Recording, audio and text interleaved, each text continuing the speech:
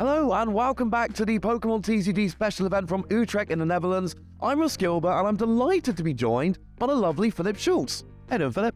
Hey, I'm doing great. Thanks for having me. Thank you for coming. So let's start off with the tournament then. This weekend, everyone's saying we've had this format for a while. We know that we usually get a set in mid-February because we're going into Scarlet and Violet. The new set's coming late. We've had this format for longer than normal. How do you see that as a player? How do you prepare for a format which we've had for ages at this point? Yeah, going into this event, a lot of people feel that it's maybe a little bit dragging the format, but honestly, I believe it's like a very interesting format still because all the decks are like extremely unique. If you look back, we had a lot of formats where like stuff was very centered against around research engines or like one engine, but I feel this time we have very unique decks like Lugia as a deck that is, after turn 2, is basically set up for the entire game. Then we have something like Mew, which doesn't use any draw supporters, so it's a completely different engine, but still something very unique. Then we have Lost Box, which is still even more unique, since you always have to decide multiple times during a turn which cards you will never use in this game. So I feel like the game designers did a great job at like making unique decks and giving everyone a different option. Maybe it's like the balancing could be a little bit better, like, let's be honest, Lugia might be a little bit overpowered, but I still feel like it gives a ton of options for, what to try out. And I haven't played all of the tier 1 decks yet, so I want to play one of those that I haven't played yet. So I'm going in with either Mew or Lugia just to have like played all of the decks, at least one.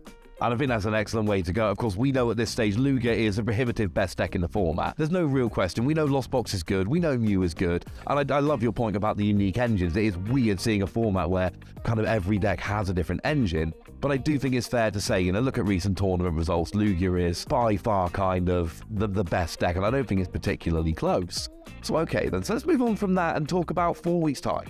4 weeks' time, we get to the European International Championships, and that is the polar opposite. Here we're in a format we've had for months at this stage because we know that, this set is a little bit later than we would usually expect.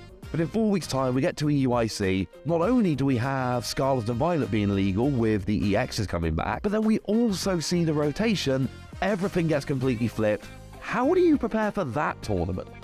Yeah, that's a very interesting one because like going into a completely new format is like my favorite time of like a format. Like I really love it to have something like the complete Wild West where no one knows what's gonna happen. Everyone brings in like some strange decks they created. I think this time it's kind of an issue that the X seem a little bit less powerful, like they're going a bit down on the power creep to like reset it a little bit, so they can seem a bit underpowered compared to the older cards with Vistas, but I think we still have some great options. And the best thing to do going into an event like this is just to like try to make the strongest deck possible, try to make it as consistent as possible, as strong, and then check what other stuff is available and make sure that you have the right answers you need for like as much stuff as possible.